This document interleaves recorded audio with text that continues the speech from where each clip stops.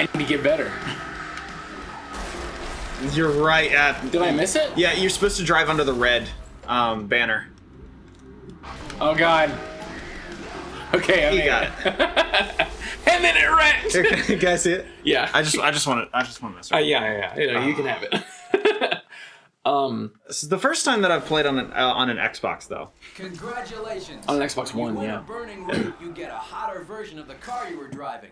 They're delivered straight to the junkyard, so head over there and take your new ride for a test drive. Who is this Watch guy? out for the Montgomery Hyperion as your DJ Tony. No. Who's the voice actor? Like, what else has he done? I don't know. Car collection. Is it possible that this is just the only thing he did? I mean, it's possible. I doubt it. Yeah, I doubt it, because he seems like he's pretty good. God, I love this game's soundtrack. God, what was I saying? I'm trying to get back on track, but I'm just kind of... I think I kind of made my point with the whole handling thing. When Criterion did it better, they did it worse. Yeah. As much as that can make sense. And it could be just because that's how I prefer it. I preferred the way it felt in Paradise more than I liked how it felt in Hot Pursuit or Most Wanted. But like there was a moment in Hot Pursuit where it like blew my mind with how silky, buttery smooth the handling was. And I was like, that was amazing. Please put it back. Yeah. Like I remember I was playing it at your house and there was a hairpin turn. This extreme hairpin turn, and I got in the Aston Martin 177, I think. Whatever the concept Aston Martin was at that time. And it was so excellent, and it was so beautiful, and I was feeling, okay, that's too far, that's too close. Yeah. And I was just existing right there, and it was like it was just Nirvana, and I was like, I don't like that. Put it back. Yeah. Put it back to Paradise. It was too easy. There's just something. There's something so satisfying. I mean, like... There's something about it that just feels raw and clunky in the best possible way. Because, like, you're learning who this car is. Oh man, that's an indulgent way of putting it, but I'll allow it. Also, I like you just, like, drove here. It's like what I was doing was just kind of aimlessly wandering, waiting for things to happen in front of me. But it was like, nah, Daniel knew where he was driving. Also, the way they introduce this, like, I love the way you unlock cars. Like, it says, this car is now on the road, go find it. You wreck it, it drops the wreck in front of you. It's like, okay, go fix it. The only thing is that I wish that damage would stay until you go through an auto repair? An auto repair. Does it not? Because it seems like it does. Yes. So like these new cars, yes. But old cars, like if I drove, like I'm about to drive this guy. Okay, cool. I guess. Okay. Oh, you haven't driven him yet. No, and there's a lot that I haven't driven. I went on a spree of unlocking a bunch of stuff and then just didn't go back to it for a while. Oh wait, hold on. There is one thing that I really enjoy, because it's a little workaround for you. Okay, yeah, we get the insider info. It's a little cheap, but my favorite, one of my favorite cars is the Hawker. But oddly enough, my favorite, where are you? There you go, the Opus. Ooh, I love the way their car designs look. Because they almost look like if real car designs were just a little braver. Yeah, it's great. This guy is heavy, and he is probably my favorite heavy stunt vehicle. Like, there are a couple, like the Manhattan's a good stunt vehicle, but I just love the Opus.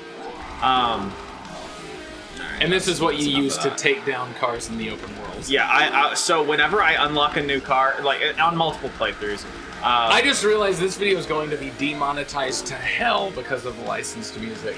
But I don't care. That's whatever. Yeah. We could have just put it on classical and went and got in trouble. Yeah, but I mean... Yeah, whatever. I don't care. Yeah. But yeah, there's something so cathartic about, unlocking a car in, like, on a first playthrough or on a multiple playthrough. Yeah. Driving as a cop car to get them. Yeah, it's fun. Just like... Also, when you get the remastered edition, or if, you had the, what was it, like what was it called? The Ultimate Paradise pack or something? Yeah, something like that. Something like that, of the previous gen. Vehicle. The Hunter or whatever. Yeah, and the cool thing is that they do a really good job of scaling. Like with... Yeah, okay, well, that goes back into what I was talking about. This isn't a hard and fast racing game with specific racing game progression. It's like, no, whichever car you take with you, it's going to be scaled to that. Yeah. And then there's also the thing where the statistics are more guidelines than actual rules. Oh, yeah. Like the car stats, it's more like your classes are the main thing to pay attention to. You know, you have speed, aggression, and stunt. But within those classes, you can kind of pick whatever you want until you can actually really tell the difference. Like, once you've been playing it long enough to know the differences in the cars, you can kind of just go with which class is it. Yeah, admittedly, I don't feel a draw to... I know! Okay, I'm glad I gave you the controller. There's like... I thrashed an entire controller with this game. Yeah. And it's just so satisfying to watch the wrecks. Like, Dude, okay, so here's another thing. When you're working with original vehicles, you can make them get demolished, and the company won't... Like, there's no company to get antsy about it. yeah. Like, the reason you don't get as detailed damage in Hot Pursuit or Most Wanted... My siren, my lights are... they're glitching out. Yeah, so this remaster obviously not done by Criterion, because Criterion doesn't do anything these days, unfortunately. And they aren't even really the Criterion that made this. Some of the Criterion that made this is in Ghost Games. Some of them started, like, I think there's one or two different Burnout games. There's a new game that came out recently. I think it was called... figure out where they went. Sorry. There's a new game came out recently from some former Paradise alums called Wreck Zone or Wreck Fest. One of those two. I can actually check it out on the store. But oh yeah, I have seen that. Like there's been spiritual successors to the Crash mode. There's been spiritual successors to like Road Rage, but there's never been a spiritual successor to Burnout Paradise other than Need for Speed Most Wanted, and I think that's a thoroughly disappointing successor. Yeah. So the point is, Need for Speed Most Wanted didn't get a modern console remaster because like this is the real article. This is the real one. Like this is, and it's wild because this was where open world arcade racing began, and it's where it peaked. Yeah. Like it never got better than this, and this is what it started with. I mean, this was very early in the PS3 360 generation, and I remember seeing people say, "Well, the graphics aren't as good as Gran Turismo or like Test Drive or something," and or like I remember people comparing it to like Project Gotham Racing, which was huge at the time. Gosh, I never even played any of those. Project Gotham Racing, I think 4 was like the killer app. Like it was the game to have on the 360. And then Ridge Racer was the one to have on the PS3. Like it was like the only 60 FPS racer on the PS3 at the time until Revenge came out, because Revenge got ported to these new systems. Yeah. But Paradise was like, people were saying, oh, the graphics aren't the best out there, you know. It's weird that it's open world, like there's some weird stuff.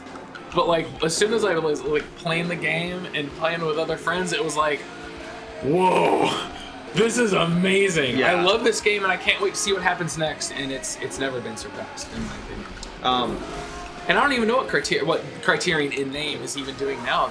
They said they were doing that weird like, that weird game that they specifically said does not have cars. Yeah, but it has like ATVs and helicopters and stuff like that, and I'm like, that's a weird distinction to make.